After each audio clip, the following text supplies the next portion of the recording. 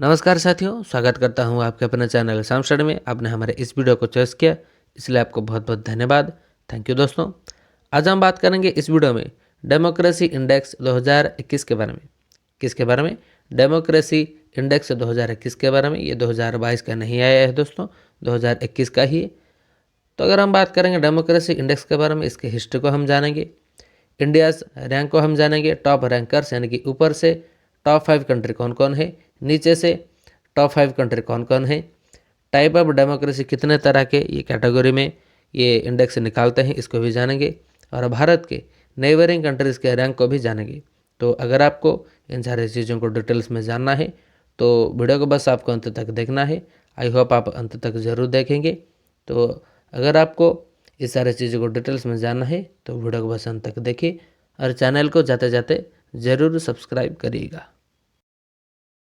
चलो दोस्तों, डिस्कशन करते हैं डेमोक्रेसी इंडेक्स 2021 के बारे में, और ये हर साल कौन निकालता है। The democracy index is an index compiled by the economist intelligence unit. तो EIU इसको हर साल पब्लिश करता है।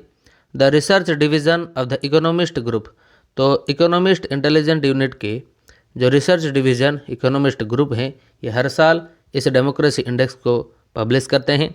और अगर हम बात करेंगे इकोनॉमिस्ट इंटेलिजेंस यूनिट, ये एक UK बेस्ड प्राइवेट कंपनी है। याद रखिए, एक प्राइवेट कंपनी है, और इसके द्वारा एक वीकली न्यूज़पेपर निकाला जाता है, पब्लिश किया जाता है, जिसका नाम है द इकोनॉमिस्ट। आप जानते होंगे द इकोनॉमिस्ट, एक वीकली न्यूज़पेपर जो कि इकोनॉमिस्ट इंटेलिजेंस यूनिट के द्वारा पब्लिश किया जाता है। तो याद रखिए, डेमोक्रेसी इंडेक्स निकालता है EIU। चलो दोस्तों, जानते हैं इसी साल इन्होंने कितने कंट्रियों को शामिल किया था एंड कितने इंडिकेटर के ऊपर ये हर साल ध्यान देते हैं। The index attempts to measure the state of democracy, democracy को आंका जाता है इन 167 कंट्रीज़। तो इसी साल 2021 में 167 कंट्रियों को शामिल किया गया था, जिसमें से 166 सोवरेन स्टेट थे, यानी कि इंडिपेंडेंट कंट्री थे, and 164 are UN member states. तो ये जो 167 कंट्रीज हैं, इनमें से 164 UN मेंबर स्टेट थे एंड 166 सोवरेन स्टेट थे, यानी कि इंडिपेंडेंट कंट्री थे। इसको शामिल किया गया था 2021 में। याद रखिए, टोटल 167 कंट्रियों को शामिल किया गया था। एंड ये दोस्तों, ये जो इंडेक्स निकालते हैं 60 इंडिकेटर के ऊपर ध्यान देते हैं, जो कि 5 डिफरेंट कैटेगरी में डिवाइड किया गया है। हमने जो दोस्तों 5 कैटेगरी पढ़ा, इसको हम जानेंगे इस स्लाइड में। The report is based on 5 findings, या 5 कैटेगरी आप कह सकते हैं, जैसे कि इलेक्टोरल प्रोसेस एंड प्लूरलिज्म। इसका मतलब क्या है? चुनावी प्रक्रिया और बहुलवाद। फंक्शनिंग ऑफ द गवर्नमेंट, तो सरकार के कामकाज। पॉलिटिकल पार्टिसिपेशन, यानी कि राजनीतिक भागीदारी। पॉलिटिकल कल्चर, जिसको हम कहते हैं राजनीतिक संस्कृति। एंड सिविल लिबर्टीज, नागरिक स्वतंत्रता। तो चुनावी प्रक्रिया और बहुलवाद, सरकार के कामकाज, राजनीतिक भागीदारी, राजनीतिक संस्कृति एंड नागरिक स्वतंत्रता के ऊपर ये 5 कैटेगरी में ये ध्यान देते हैं। रिपोर्ट बेस्ड होता है। चलो दोस्तों, जानते हैं फर्दर इस डेमोक्रेसी इंडेक्स को कितने भागों में बांटा गया है। तो इसको फर्दर बाइफरकेट किया गया है 4 भागों में। फुल डेमोक्रेसी, पूर्ण लोकतंत्र, फ्लॉड डेमोक्रेसी, जिसका मतलब है त्रुटिपूर्ण लोकतंत्र।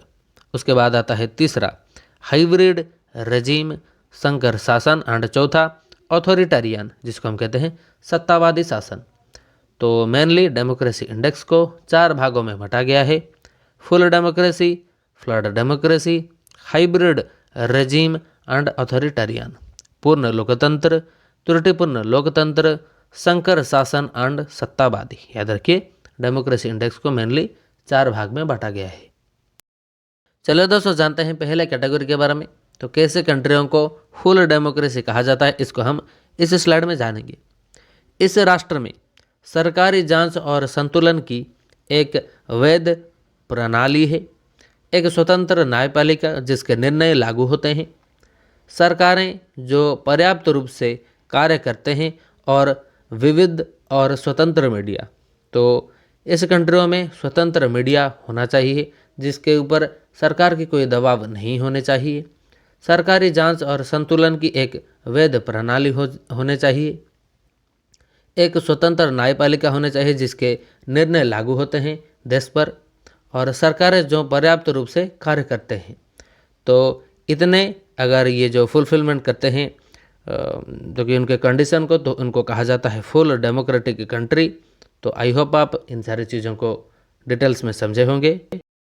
चलो दोस्तों जानते हैं दूसरे कैटेगरी के बारे में जो कि है फ्लॉड डेमोक्रेसी के बारे में।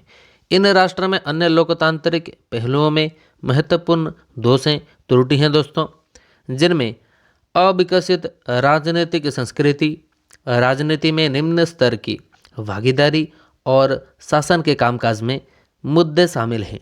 तो इस डेमोक्रेसी में, इस डेमोक्रेटिक कंट्रियों में कुछ फॉल्ट्स हैं दोस्तों जिसको रिजल्व करना ज़रूरी है।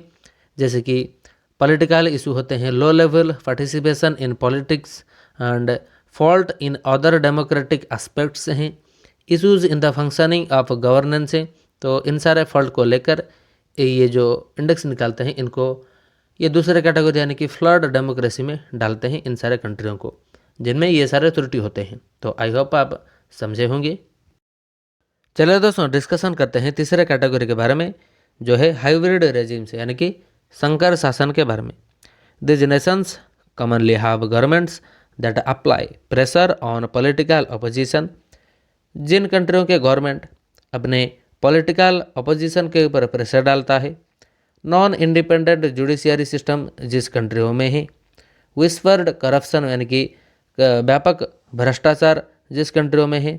Harassment and pressure placed on the media, तो उत्पीड़न और मीडिया पर दबाव जिस देश में डाला जाता है इसको डेमोक्रेटिक इंडेक्स में डाला जाता है हाइब्रिड रेजिम यानी कि संकर शासन में। इसको याद रखें।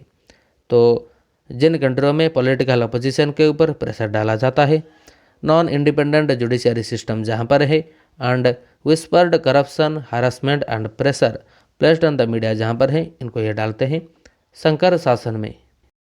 चलिए दोस्तों डिस्कशन करते हैं ऑथोरिटेरियन रेजिम्स के बारे में। यह चौथा कैटेगरी ऑफ डेमोक्रेसी इंडेक्स।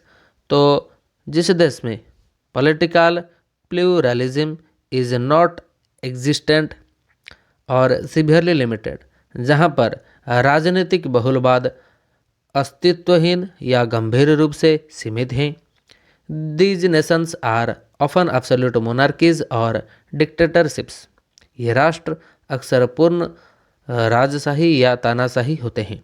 तो उन देशों को डेमोक्रेसी इंडेक्स में शामिल करते हैं चौथे कैटेगरी यानी कि ऑथोरिटेरियन रेजिम्स में। इसको याद रखें। तो जिनमें political pluralism non existent severely limited हैं, और जहां पर एब्सोल्यूट मोनार्कीज एंड डिक्टेटरशिप्स हैं उनको ये ऑथोरिटेरियन रेजिम्स यानी कि सत्तावादी शासन में डालते हैं। चलो दोस्तों जानते हैं हमने जो कैटेगरी 4 कैटेगरी पढ़ा इसमें कितने कंट्री आते हैं और इनको कौन सा कलर मिलता है। तो फुल डेमोक्रेसी जहाँ पर होता है ब्लू कलर इनको मिलता है, डीप ब्लू कलर। और दुनिया भर में 21 ऐसे कंट्री हैं जिनके पास फुल डेमोक्रेसी हैं। उसके बाद आता है फ्लड डेमोक्रेसी जिसमें भारत आता है, यानी कि थोड़ा जो कि फीका ब्लू कलर इनको मिलता है। तो 53 ऐसे कंट्री हैं दुनिया भर में जो कि फ्लड डेमोक्रेसी के अंडर आते हैं। उसके बाद आता है हाइब्रिड रेजिम्स। तो इसमें 34 कंट्री आते हैं, थोड़ा फीका जो कि येलो कलर आता है, इसके कलर इनको मिलता है। एंड ऑथोरिटेरियन रेजिम्स में इनको कॉफ़ी कलर का एक कलर मिलता है। तो दुनिया भर में ऑथोरिटेरियन रेजिम्स के कैटेगरी में टोटल 59 कंट्री आते हैं। तो फुल डेमोक्रेसी में 21, फ्लड डेमोक्रेसी में 53, हाइब्रिड रेजिम्स में 34 एंड ऑथोरिटेरियन रेजिम्स में 59 कंट्री हैं। चलिए दोस्तों जानते हैं 2021 के डेमोक्रेसी इंडेक्स में भारत का स्थान कहां पर है और भारत कितना स्कोर किया है, एंड भारत के नेबरिंग कंट्री के रैंकिंग को भी जानेंगे। तो भारत इस साल 2021 में डेमोक्रेसी इंडेक्स में 46th पोजीशन पर है, 46th पोजीशन पर, और भारत का स्कोर है 6.91, कितना 6.91 याद रखिए। तो अगर हम बात करें भारत के नेबरिंग कंट्रीज जिनमें शामिल हैं चाइना 148 पोजीशन पर, 148वें पोजीशन पर, म्यांमार 166 पोजीशन पर एंड अफगानिस्तान 167 पोजीशन पर, यानी कि अंत पोजीशन पर अफगानिस्तान है। ये सारे आते हैं ऑथोरिटेरियन कैटेगरी में, मतलब जो कि सत्तावादी कैटेगरी में ये आते हैं, सत्तावादी शासन के कैटेगरी में। बांग्लादेश, भूटान, नेपाल, पाकिस्तान, और एक बार सुन लीजिए, बांग्लादेश, भूटान, नेपाल, पाकिस्तान ये आते हैं हाइब्रिड रेजिम्स में, यानी कि संकर शासन में ये आते हैं। बांग्लादेश का रैंकिंग है 75, भूटान का 81, नेपाल का 101 एंड पाकिस्तान का 104 है। श्रीलंका जो कि फ्लॉड डेमोक्रेसी कैटेगरी में है, जिसमें भारत आता है। चलिए दोस्तों जानते हैं 2021 के डेमोक्रेसी इंडेक्स में टॉप 5 कंट्रीज कौन है एंड नीचे से टॉप 5 कौन है। तो नॉर्वे है फर्स्ट पोजीशन पर इन डेमोक्रेसी इंडेक्स 2021, दूसरे स्थान पर न्यूजीलैंड है, तीसरे स्थान पर फिनलैंड है, चौथे स्थान पर स्वीडन एंड पांचवें स्थान पर आइसलैंड है। तो नीचे से अगर हम देखें तो पहले स्थान पर है अफगानिस्तान, दूसरे स्थान पर म्यांमार है, तीसरे स्थान पर नॉर्थ कोरिया है, चौथे स्थान पर रिपब्लिक ऑफ कॉन्गो है एंड पांचवें स्थान पर सेंट्रल अफ्रीकन रिपब्लिक है। तो डेमोक्रेसी इंडेक्स 2021 में ऊपर से नंबर 1 प्लेस पर नॉर्वे एंड नीचे से नंबर 1 प्लेस पर ऑब्वियसली अफगानिस्तान ही है। अगर वीडियो आपको अच्छा लगा है तो वीडियो को लाइक करिए, अपने 10 दोस्तों के साथ इस वीडियो को जरूर शेयर करें, चैनल को अभी सब्सक्राइब कर लीजिए, बेल आइकन को ऑल ऑप्शन पर रखना, इसके कारण हमारे नए नए वीडियो का नोटिफिकेशन आपको मिलता रहेगा। अगर आपने हमारा पुराना वीडियो को नहीं देखा है जो कि फरवरी महीने के इम्पोर्टेंट डेज के ऊपर था, तो इस आइकन को ज़रूर क्लिक करें।